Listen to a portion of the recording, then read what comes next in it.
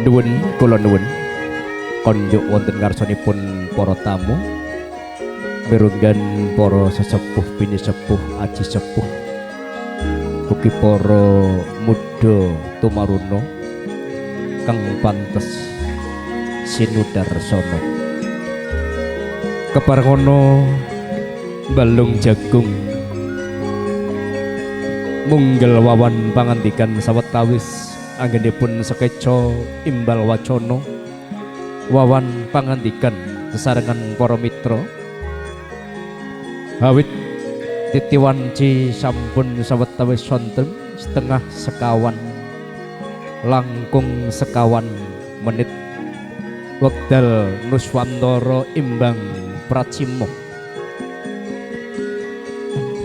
tumapakipun adicara panggih badhe kawiwitan keparengono kula nyuwun panjenengan sedaya kang wis nyawiji wonten ing sasana wiwaha purwa madya tumakanipun wasana ndherekaken adicara panggihipun pinanganten.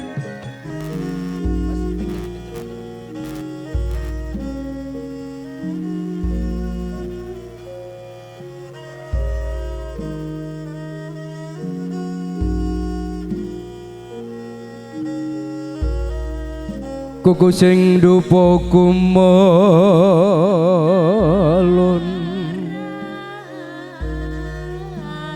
gening kantiasang apake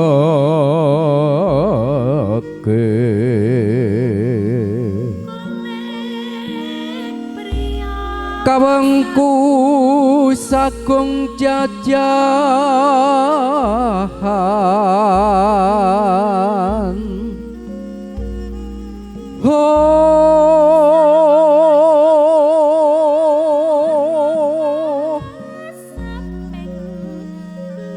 nanging sanget hangiki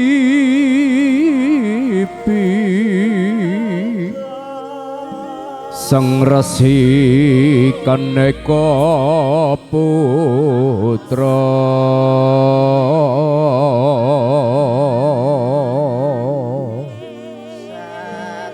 kang anjlok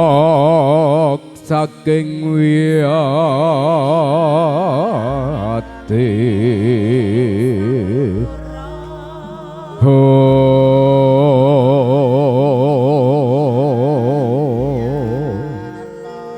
kuku sing dupa wis kumelun pratandha adicara wis kabikak minurwakani pambikaning adicara sumangga tandha muslim kang sejati anggenipun panjenengan dalah kula ngrasuk wonten ing agama Islam sesarangan tansah iling marang Gusti kang akarya jagat ya Gusti kang hamurba hamasesa kanthi bismillahirrahmanirrahim nalika semono sunaring Sang Hyang Arka sumunu sunari saking imbang purwa iring wetan wis lumampah tumuju wonten ing imbang pracima kilen pratandha bilih wanci sonten sampun tumibuk tengara tetengering kumandanging adzan asar wis kapiyarsa pratandha sedaya umat muslim samiya hanindakake manembah marang Sang Hyang Nasa salam kaliman tabela ila dina sinabetna ing iladuni dumawahna ing tawang-tawang linepatna ing siku dendaning Sang Hyang Nasa hawit kula Daksura Cumantaka ngadeg wonten ngarsa jengandika ya ngadeg wonten ngarsa jengandalem sesarengan kadang kula haminangka kang kapiji dados cucuk lampah nyawiji asmanipun kula dalah cucuk lampah Bagus Pacu Jiwa nyuwun idipalilah nyuwun wekdalipun kanthi kebaing Hastunggara mugya adicara saged kalampah kanthi gangsar lancar sepi ing pambenganipun Sang Hyang Nasa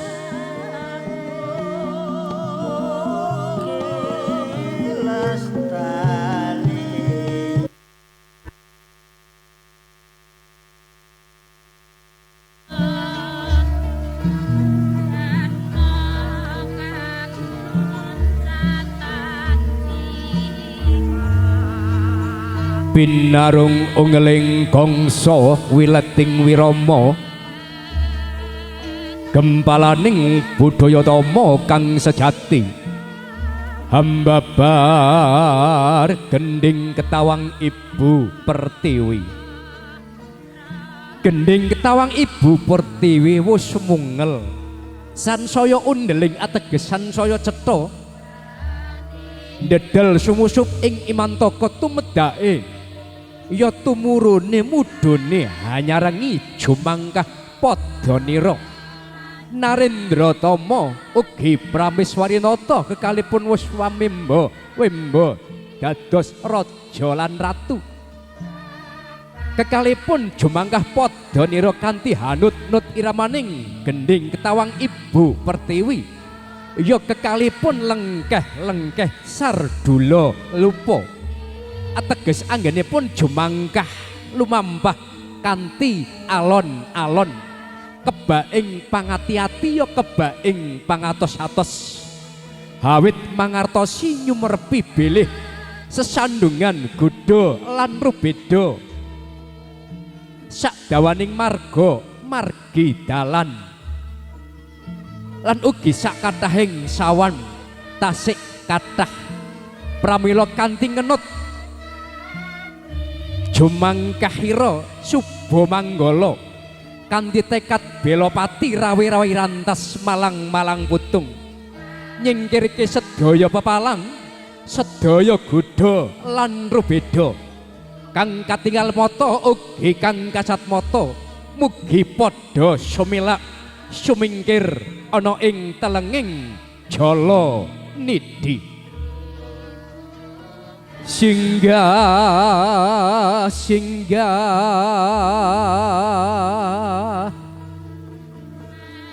kala singgah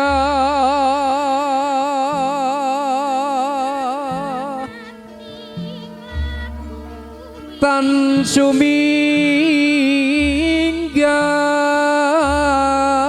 durga kala sumingkir sing asirah sing asuku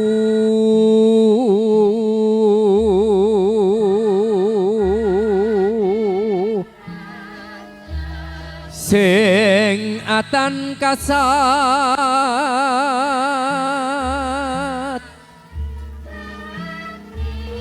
moto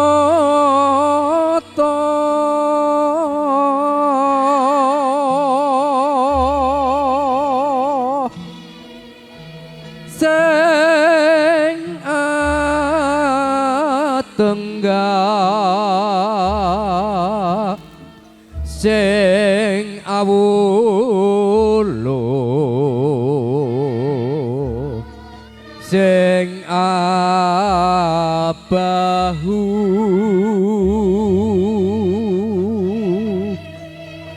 kabeh padha sumingkira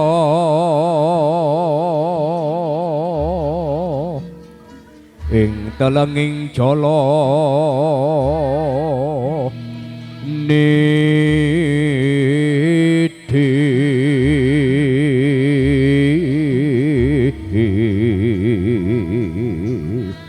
godha lan rubeda kang katingal mata ugi kang kasat mata katiban kidung kala singgah kang kacipta saking panjenenganipun Bapa Guru Kanjeng Sunan Kalijaga Madya padha sumilak sumingkir wangsul kundur ana ing kraton krajan ana ing telenging jala nidhi kanthi soang-soang nalika semono pinanganten sarimbit wis tempuk panduli catur netra kang linambaran budi luhur kekalipun ugi kembar ing busana kembar ing warna kasulam ing benang rukmi benang kencana benang emas katingal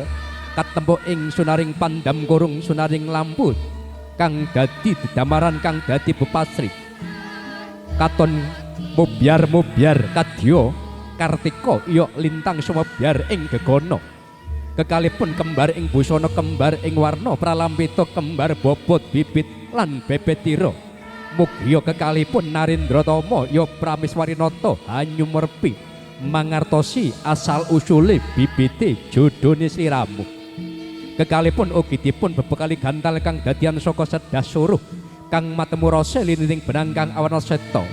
arsa bebalangan gantal pinanganten sarembit kanthi lir gumanti gondang kasih bebalangan gantal pinanganten putri gondang tutur bebalangan gantal pinanganten kakung bebalangan gantalipun pinanganten sarembit kapilih tumapak ana ing dada kiwa yekti menika papane ya panggenane Bathara Indra kanthi wujudipun pangeraos perasaan manah ya wujudi ati galih kalbu wardaya tinangsulan lawi wenang kang awana seta nuduhake bilih sliramu wus sembada pikukuhan palakrama ateges wus sembada jinatu krama akad nikah pramila dadi pangukuhing anggone urip bebarengan lumebat wonten ing madyaning warga ing tengah-tengah warga nalika semono pinanganten sarembit hampir pekam tiga kang cinaketing bokor kencana haminangka wadahing sekar katelon kasebat kembang telon ya sekar triwarna wujudi sekar mawar melati miwah kantil sagala ponang antiga arsa tinapaing padha kusumaning bagus Pratu Alpianto Helsa Wibowo Yuga ya putra Atmaja Bapa Purnama Ibu Marini antiga tinapaing padha kusumaning bagus Pratu Alpianto wis dadi pecah saknalika sinartan pecahipun antiga ateges dipun beberangi dipun bebarengi dipun sarengi ya icalipun jagat bujang jagat prawanipun kusumaning ayu Regita Desi Fitriani sarjana hukum titelipun pirsa padha kang raka kebaing Sukerta kusumaning bagus ya kusumaning ayu Regita Desi Fitriani nyawuk tirta suci prawitosari kanthi nindakake ranu padha ranu menika toya tirta banyu padha menika sikil tegesipun banyu kang dadi sarana hamiji hangi cali sedaya rereket sedaya Sukerta sedaya najis sedaya sawan kang tumempel tumameng ana ing padha sikil katibang tirta suci prawitosari padha kang raka wus bebas najis ateges wus suci wus resik bingah sadroning manah kusumaning bagus Pratu Alpianto Helsa Wibowo laju kang garwa kinasih kajunjung derajate monggo-monggo yayi sliramu tak junjung derajate ya yayi mujutana garwa kang wis madhep mantep boten mamang boten sumelang sliramu kasuwun ngubengi awakku ya yayi ngiteri awakku kanthi ngubengi aku kaping 3 awit menika pamundutan ibu yayi subilih kagungan garwa ya wujude sliramu ya mujudake garwa kang wis madhep mantep boten mamang boten sumelang boten was-was boten ragu-ragu subilih kala mangke wis purna rampung anggenipun ngubengi awakku ya nggih iya yayi jumenenga ateges ngadeg wonten ing siring kiwa pratandha bilih sliramu siap ya siyaga kapimpin awakku awit ari jalu kawamuna alanisa bilih wong lanang dadi pemimpin wong wadon ya sliramu yayi sing tak pimpin awakku kedah siyaga ateges siap ya sendika dawuh inggih Kang Mas sendika dawuh kula badhe ngadeg wonten siring kiwa panjenengan kanthi nengga lan nindakake dawuhipun panjenengan Kang Mas nalika semono kusumaning bagus Alpianto ya kusumaning ayu Regita Desi Fitriani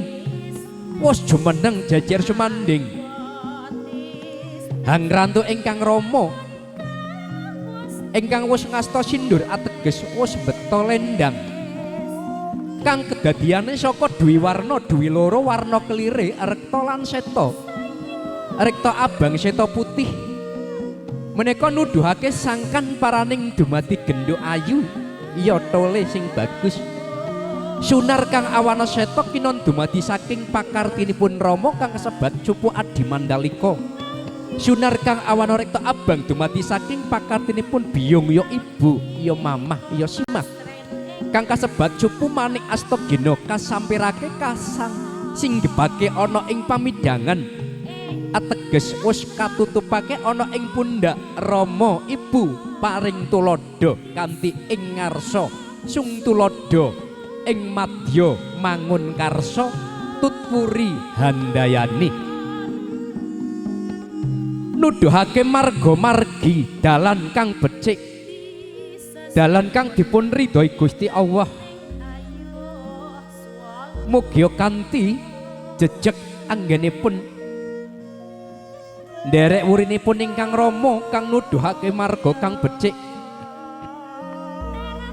insyaallah kebaing pangatos-atos kebaing pangati-ati senajan alon-alon yo ngger sliramu bakal nyumerepi sedaya sesandungan wonten ing marga margi hawit lumebet bangun balik griya kang anyar menika sami ngger kadya sliramu jumangkah tumapak padha ya sikil suku sliramu ngancik ana ing jagat kisma kathah jejeglongan sesandungan ya srimbedan pramila tak tuntun ati-ati ya ngger insyaallah alon-alon bakal kelakon sedaya kegayuhan sliramu ngger inggih Rama sendika dawuh nalika semono sindur rekta lan seta menika nuduhake sindur tulak dadi panulaking sedaya bebaya lan sedaya penyakit kang tumameng ana ing jiwa lan raga dumugi wonten ing papan kang agung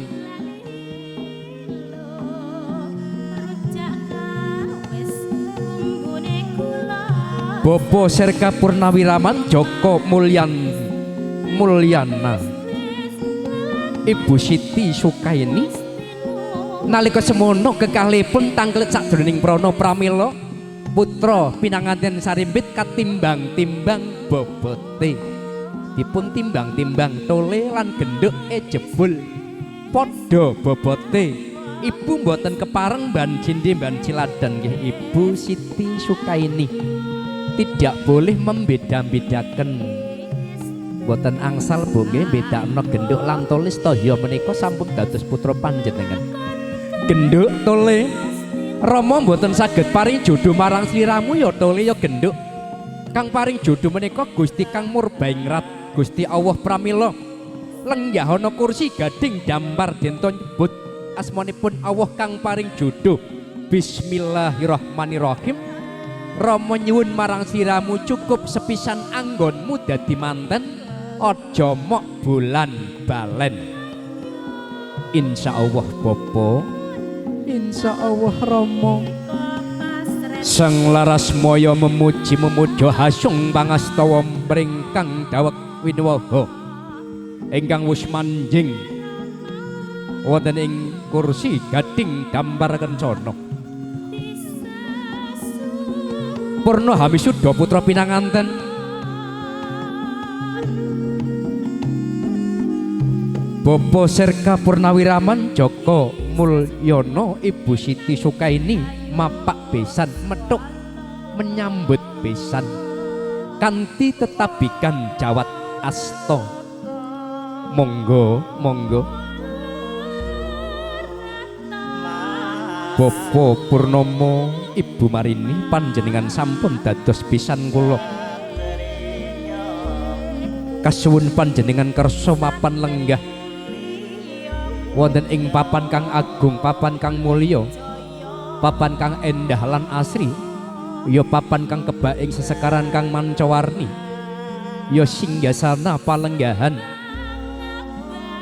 raja lan ratu senajan kasebat raja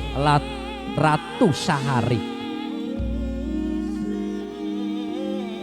inggih sendika dawuh Bapak Joko Mulyono Ibu Siti Sukaini nalika semono besan wis lenggah kanthi madhep mantep saiyek saeka kapti badhe paring panggulawentah marang putra wayah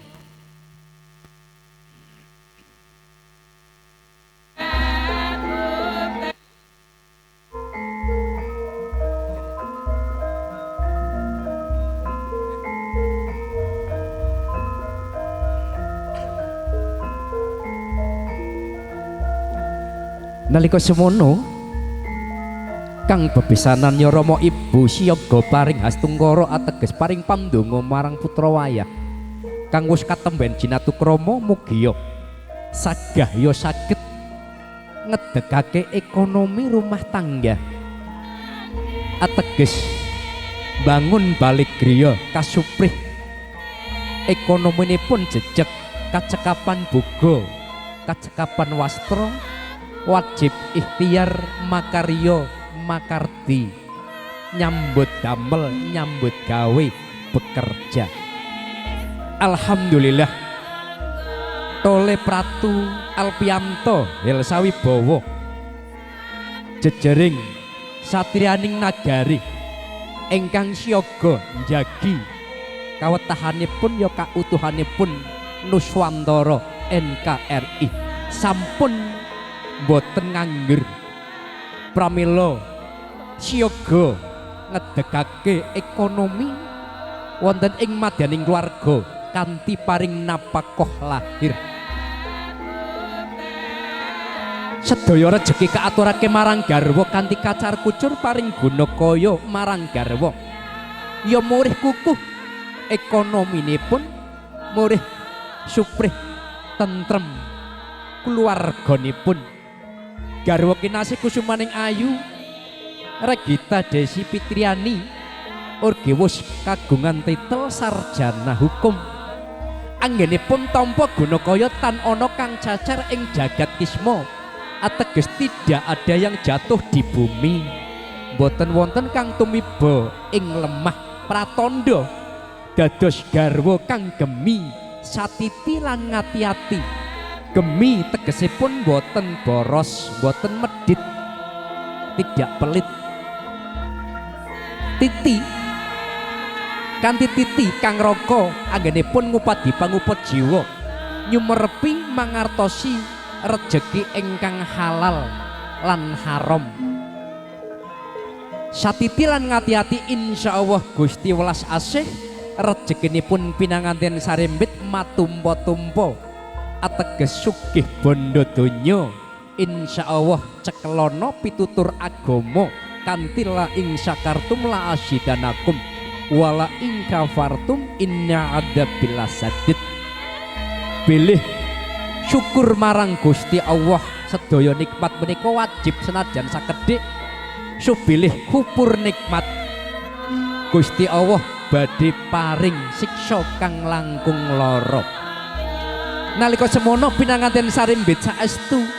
nindakake dawuhipun Gusti Allah bias kang awujud mentah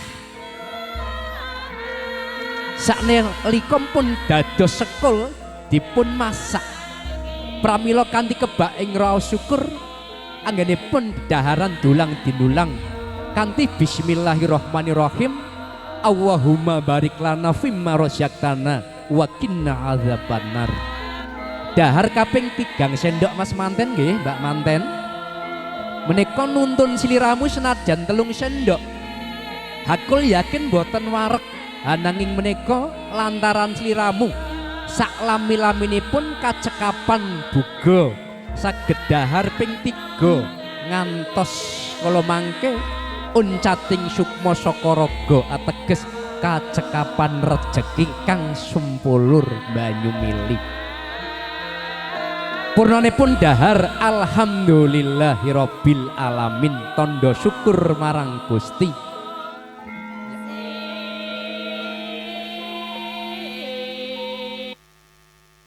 kang pamungkas pinanganten kepareng ngunjuk tirta wening nalika semono kapundhut saking sumber tok pitu kasebat Sapta tirta prawita sari suci. Tirta banyu saka Imbang Purwa wetan kapundhut banyunipun tirtanipun warnane putih. Kasebat Sasrawinata ingkang jaga ngreksa Dewa Kamawijaya. Nomor kalih banyu Imbang Daksina Kidul warnane banyu abang Basuka Basuki arane kang jaga kang ngreksa Dewa Brahma. Nomor 3 banyu Imbang Pracima Kulon warnane banyu kuning kasebat Suramaruta ingkang ngreksa ingkang jaga Dewa Panyarikan. Nomor 51 banyu saka Imbang Utara warnane banyu ireng kasebat Jaya Maruta kang ngrengku Dewa Wisnu. Nomor gangsal banyu Sendang Padusane Pinanganten Putri anenggih saking wana tunggal panangkan kasebat Jaya Lelana banyune ingkang jaga Dewa Yama Dipati. Nomor 6 banyu Ibu Pertiwi kasebat banyu petuk banyu tempuk tempuran. Nomor 7 tirta riris banyu udan. Alhamdulillah wis kaunjuk mugi saged dadosake sehat jiwangga urip kang hurup ateges urip ingkang migunani marang sasama.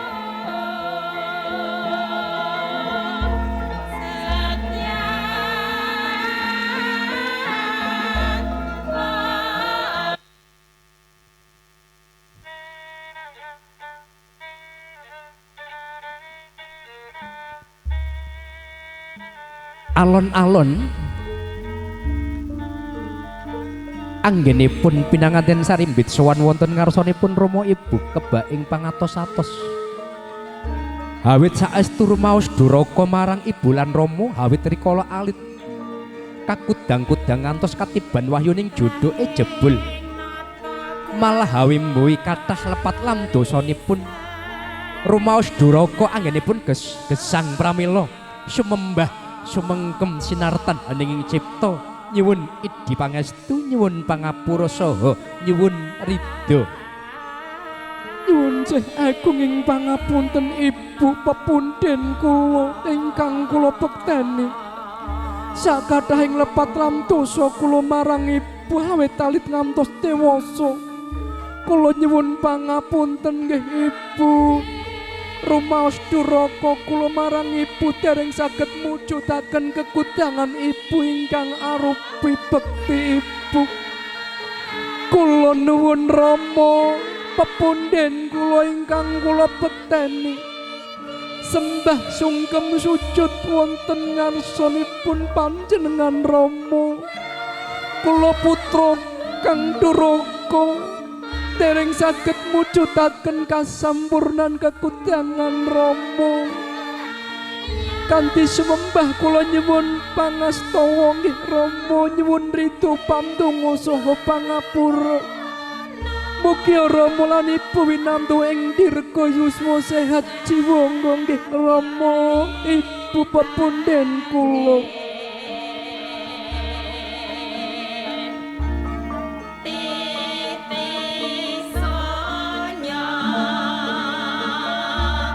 Kula nuwun Rama pepundhen kula ingkang kula sungkem ingkang kula bekteni. Rama ingkang ngukir jiwa lan raga kula, Rama ingkang paring napakoh kula, Rama ingkang paring panggulawentah marang kula. Ananging Rama kula lingsem rumaos duraka dereng saged mujudaken kekudangan Rama ingkang arupi bekti. Nyuwun pangapunten nggih Rama. Ibu pepundhen kula ingkang kula bekteni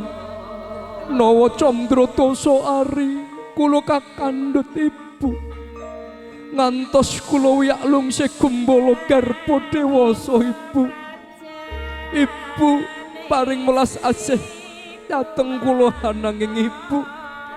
kula dereng saged mujudaken kasampurnan kekudangan Ibu kang arupi bekti. Duraka kula Ibu, kula nyuwun pangapunten nggih Ibu. Sakathahing lepat lam dosa-dosa kula kula nyuwun pandonga ibu saha nyuwun ridho ibu pepundhen kula. Wini wir-wir manika bak ing raos asih sutresna kang tumameng sakjroning prana. Bener kandha mungger Dek rikala cilik siramu tak kudang-kudang yen to dewasamu dadiya satriyatama dadiya wanadyatama utama-utamane anak utama-utamane manungsa ya kuwi manungsa kang migunani marang sasama kanthi nengenake ya ateges tumindak kang sae kang becik. Senajan sliramu kandha matur nggih gurung bisa mujudake kekudangan Rama bektimu mung sak gedhe upa wujud tanggel jawab Rama marang